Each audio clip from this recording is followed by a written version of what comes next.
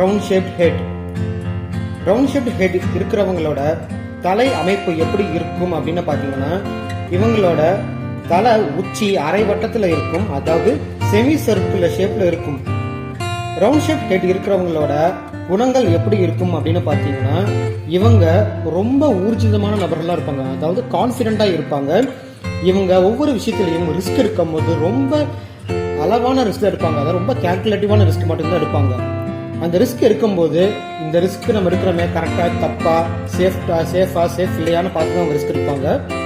அதே மாதிரி அவங்க வந்து பார்த்தீங்கன்னா மற்றவங்களோட பழகும்போது ரொம்ப சகஜமாக பழகுவாங்க. என்னதான் அவங்க வந்து மற்றவங்களோட ரொம்ப சகஜமாக பழகினாலும் நார்மலாக இருந்தாலும் அவங்களுக்கு கோபம்னு ஒன்று வந்துச்சுன்னா அவங்க உச்சக்கட்ட அளவுக்கு போயிடுவாங்க. ஸோ அவங்களுக்கு வந்து அவ்வளோ கோபம் வரும், அவங்க கோபத்தை வந்து கண்ட்ரோல் பண்ணவே முடியாது.